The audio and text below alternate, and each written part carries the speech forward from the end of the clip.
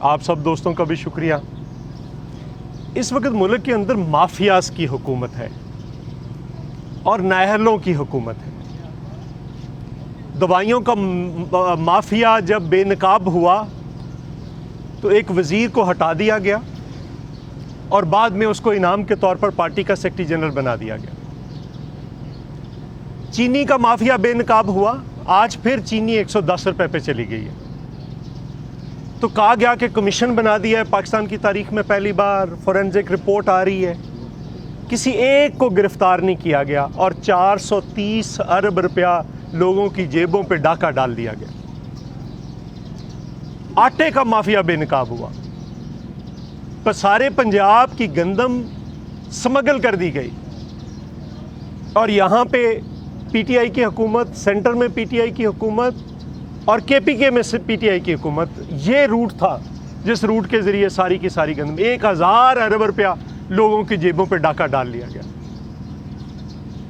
Petrol का mafia बेनकाब हुआ, पिछले साल जून के अंदर 25 रुपए एक दिन कीमत में इजाफा हुआ। परसों कहा गया कि वो उसके जुर्म में जो पिछले साल हुआ था, नदीम बाबर सिर्फ मुस्ताफ़ी हो जाए।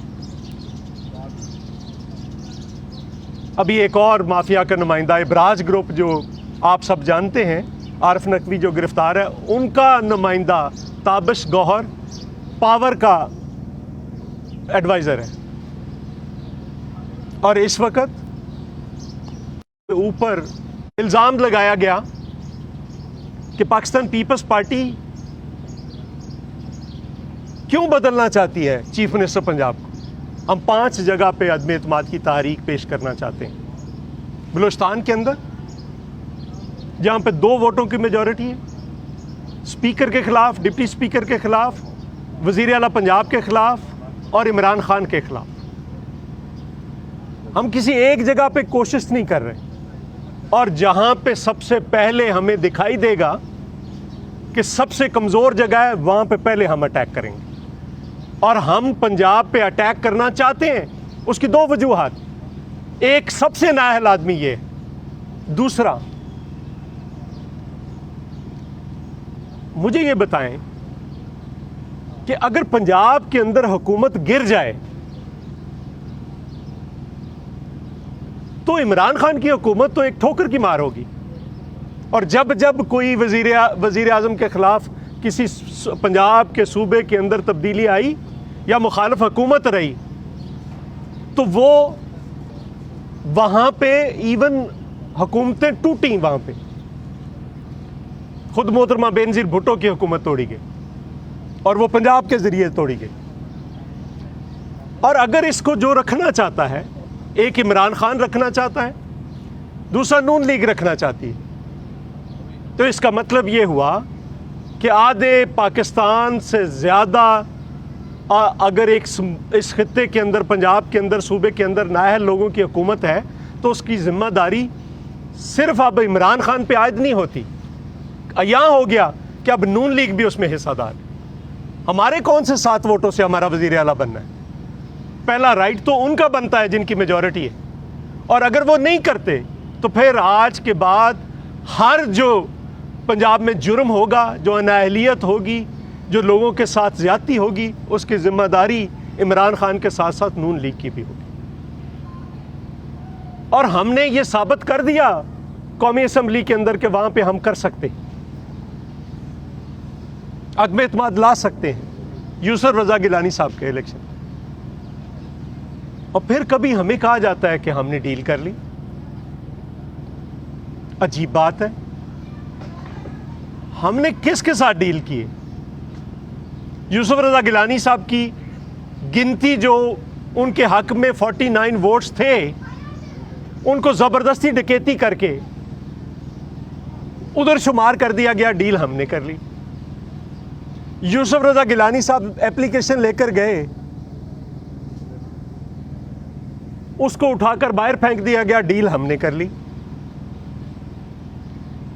दूसरी तरफ हम नहीं कहते मोहतरमा मरियम नवाज को बेल मिले, हम नहीं कहते डील हो गई। हमजा शहबाज को बेल मिले, हमें खुशी है। बिलावल साहब तो उसके घर गए हैं, हमने नहीं कहा डील हो गई। अभी शहबाज शरीफ साहब की बेल होने वाली है। जी बिल्कुल, हम नहीं कहेंगे डील होगी, हम बिल्कुल नहीं कहेंगे डील होगी। और अगर हम नहीं कह रहे तो दूसरी तरफ भी अपने रवैयों पर, अपने लहजों पर फिर गौर करना पड़ेगा। क्या रवैया है? एक दिन इल्जाम लगाते हैं, अगले दिन भाई कह देते हैं, उससे अगले दिन फिर ऐसी बात करते हैं जिसकी सियासी रवैयों के अंदर कोई गुंजाइश नहीं। मैं बहुत अदब के साथ अर्ज करना चाहता हूँ मोहतरमा मरियम नवाज साहिबा से कि आप अपनी पार्टी के अंदर जो मर्जी करें, जिससे ख़ानदान के अंदर जो मर्जी करें, जो मर्जी सलूक करें, हमारा कोई उससे लेना देना नहीं। लेकिन इत्तेहादों के अंदर दूसरी पार्टियों को मुखातब करते हुए अपने रवैयों को, अपने लहजों को दुरुस्त रखें। अब मुझे ये बताएं कि पाकिस्तान पीपल्स पार्टी ने तो ये नहीं कहा, जब आज़म नज़ीर तारर साहब और बैरिस्टर अली ज़फ़र साहब बिला मुकाबला मुंतखब हो गए हमारे कैंडिडेट के विड्रॉ होने से पहले भी, तो हमने तो नहीं कहा कि आपने पीटीआई के साथ मुकमुका कर लिया। फिर हमने अपना कैंडिडेट विड्रॉ किया, आपने आपके बिला मुकाबला मुंतखब हो गए पीटीआई के साथ, हमने तो नहीं कहा कि मुकमुका हो गया पीटीआई के साथ आपका। आपने केपीके के अंदर अब्बास अफरीदी को विड्रॉ करना था, आपने विड्रॉ नहीं किया, नतीजातन फरतुल्लाह बाबर साहब हार गए और अब्बास अफरीदी भी हार गया।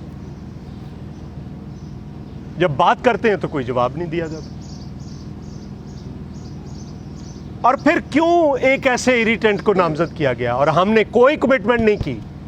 जो कमेटी बनी थी वो सिर्फ डिप्टी चेयरमैन के लिए बनी थी, हमने कोई कमिटमेंट नहीं की। उसके अंदर हमारा नुमाइंदे राजा परवेज अशरफ ने डिप्टी चेयरमैन के लिए भी किसी को वोट नहीं दिया। वहाँ पे नून लीग ने कहा कि यहाँ पे अपोजिशन लीडर का फैसला कर लें, राजा परवेज अशरफ ने कहा कि नहीं,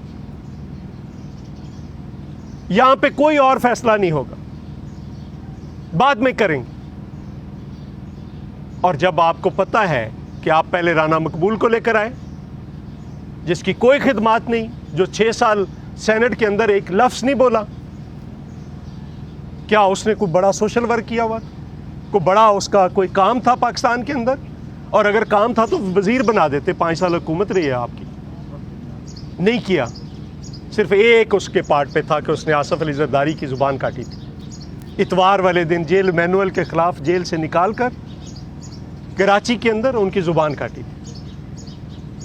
अब आपको पता है आज़म नज़ीर तारर साहब का कि वो मोहतरमा बेनज़ीर भुट्टो शहीद के केस के अंदर जिन्होंने क्राइम सीन धोया था, पुलिस वालों ने, जिनको सज़ा हुई थी, उनके वकील हैं। और आपको पता था कि पीपल्स पार्टी इस पर रिएक्ट करेगी। आपने जानबूझकर वहाँ पे बात की और फिर कहते हैं कि ये उसी के पास एप्लीकेशन लेकर चले गए। आप किसके पास एप्लीकेशन लेकर गए अपोजिशन लीडर? हम इन बातों में नहीं जाना चाहते। बेहतर ये है कि एक प्लेटफॉर्म मौजूद है, उसके अंदर बात करें। हमारा मौक़िफ़ रहा है, अभी हमारी सीईसी की मीटिंग होगी। हमारा इस्तीफ़ों पे बड़ा क्लियर मौक़िफ़ था। पाकिस्तान पीपल्स पार्टी की स्ट्रेटजी दुरुस्त साबित हुई। सेनेट इलेक्शन के हवाले से पीटीआई फट गई आपस में। ज़रा मुलाजा फरमाएं, सिंध के अंदर उनके अपने मेन लीडर्स उनके अपने खिलाफ प्रेस कॉन्फ्रेंस कर रहे हैं और कह रहे हैं कि 35 करोड़ में बेचा गया, टिकट अबड़ों को दिया गया, ये अब्दुल कादर को 70 करोड़ का दिया गया। हम नहीं कह रहे, पीटीआई के अपने लोग कह रहे हैं। और फिर पंजाब के अंदर भी हर जगह के ऊपर कामयाबी मिली। ज़िमनी इलेक्शन का बायकॉट कर रहे थे, हमने कहा हिस्सा लो। ज़िमनी इलेक्शन ने, बाई इलेक्शंस ने जो हुए इलेक्शंस ने, उन्होंने 2018 के इलेक्शन की कलाई खोल के रख दी। हमने उनको सिर्फ इतना कहा कि ये कामयाब स्ट्रेटजी है, आगे हम बढ़ें अदम एतमाद की तरफ। और वो इस्तीफे उन्होंने नत्थी कर दिए लॉन्ग मार्च के साथ। ये अगर नत्थी कर रहे थे उस दिन करते जिस दिन आपने 26 मार्च डेट तय की थी।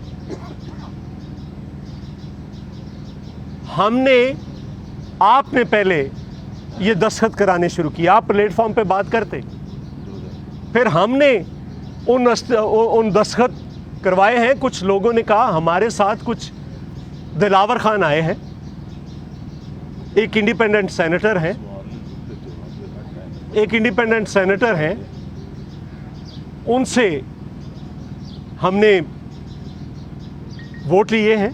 उनके साथ कुछ और लोग भी आए, उन्होंने कहा अपोजिशन के बेंचों पे बैठेंगे तो पता चल जाएगा। सो हमने कोई गलत नहीं किया। हम पीडीएम बनाने वाले हैं। जब लोगों के ट्विटर खामोश थे, ज़ुबानें बंद थी, टेलीफोन बंद थे, हम लोगों के पीछे फिर रहे। हमने पीडीएम बनाया है, इसको बचाएंगे, इसको लेकर चलेंगे और इमरान खान की हुकूमत को गिराएंगे। अच्छा जोई साहब, ये ना एक बड़ी बहस है, आपने जो आखिरी बात की है कि पीडीएम हमने बनाई है, वो कह रहे हैं, दूसरी नूर कह रही कि हम बनाई है, उसमें 10 जमातें हैं। क्या आप कहते हैं कि जैसे मकामत के बादशाह कहा जाता है आसिफ अली जरदारी को, उन्होंने 5 साल वो हुकूमत चला ली थी जिसका सोचा भी नहीं जाता था कि शायद ये ना चल पाए, तो क्या आप पीडीएम को आप मुतहरक करेंगे, इकट्ठा करेंगे एक प्लेटफॉर्म पे? पीडीएम इकट्ठी है, उसमें कुछ इश्यूज हैं। हम चाहते हैं कि वो अब इस बार पीडीएम के प्लेटफॉर्म पे वो सारे इश्यूज डिस्कस हों और उनका सोल्यूशन निकले। बहुत सारे इश्यूज हैं और जहाँ तक ये है कि देखिए, हम तारीख गवाह है, हम तो नहीं खामोश थे। कौन खामोश थे? हम तो उस वक्त भी पीछे फिर रहे। राय का ये कहना है कि मुस्लिम लीग नून ने मौलाना फजलुर रहमान साहब को ये पैगाम दे दिया कि हम मजीद पाकिस्तान पीपल्स पार्टी के साथ नहीं चलना चाहते, इन्हें पीडीएम से अलग किया जाए। और दूसरा मेरा सवाल ये है कि मौलाना फजलुर रहमान साहब की क्या मजबूरी है कि मोहतरमा बेनज़ीर भुट्टो साहिबा को वो तस्लीम नहीं करते थे, मरियम नवाज साहिबा के वो पीछे खड़े होकर तस्लीम बनवाते हैं? नहीं, मोहतरमा के साथ भी हुकूमत में आए वो, लेकिन तस्लीम नहीं करते। नहीं वो मतलब अगर आप हुकूमत में आकर वजारतें ले लेते हैं तो तस्लीम ही करना होता है। ये उस वक़्त भी साथ, और उस वक़्त जब हमें ज़िमनी इलेक्शन का 85 के अंदर बाइकआउट किया था तो उस वक़्त भी हिस्सा थे। ज़रूरी नहीं है कि ज़्यादा जमातें हर वक्त दुरुस्त हों, एक जमात भी ठीक हो सकती है। उस वक्त भी पीपल्स पार्टी ने कहा था कि बाइकआउट ना करें और पीपल्स पार्टी का मौक़िफ़ बाद में दुरुस्त साबित हुआ। ये फरमाया कि जैसे कि आपने फरमाया कि पीडीएम आप ही बनाने वाले हैं, तो फिर क्या वजह बनी कि एक छोटे से ओहदे के लिए इसी पीडीएम उसी पीपल्स पार्टी को बिल्कुल निस्तो नाबूद करने जा रही है? क्या सियासत इतनी तो गर्ज हो गई है? क्यों नहीं समझते कि आप ये छोटा सा ओहदा के लिए लालच ना करते? तो नहीं, ये छोटे बड़े ओहदे की मजबूत होती जितनी पहले छोटे बड़े ओहदे की बात नहीं है।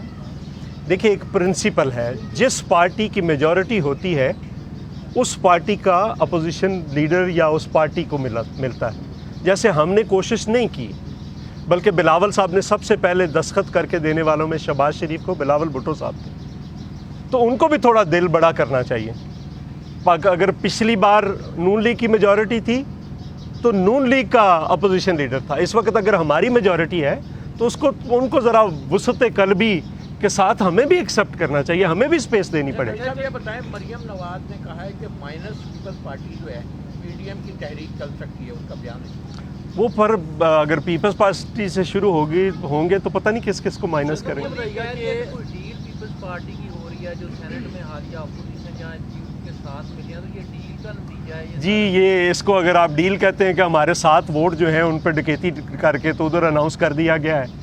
हम अगर अदालत जाते हैं तो हमें तो अदालत उठाकर बाहर फेंक देती है और दूसरों को बहुत कुछ सब कुछ मिल रहा है, तो डील हमारी होगी। सर ये बताइएगा, गुज़िश्ता रोज़ मरियम नवाज ने टॉक की मीडिया तक उन्होंने कहा जी पीपल्स पार्टी ने बाप के बाप से वोट ले लिया है, तो ये इशारा किस तरफ उन्होंने किया है?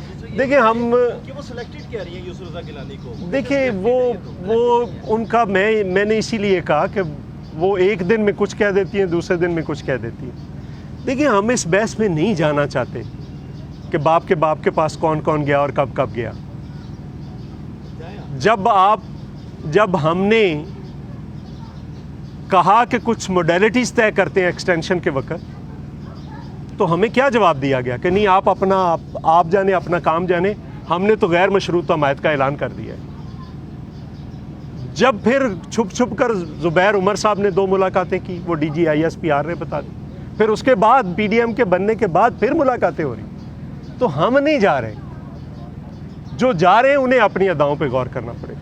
साहब आपके खिलाफ कैंप लगते रहे आपके ज़माने में बिजली ना आने पर या बिजली की कमी पर, अब महंगाई इतनी आगे रमज़ान आ रहा, तो इस बार पीपल्स पार्टी शुरू कर ले, कैंप लगा ले, कोई महंगाई। जी बिल्कुल, हमारा प्लान है। बिल्कुल, महंगाई इस वक्त 15% से तजावज़ कर गई, जो पाकिस्तान के अंदर हाईएस्ट है।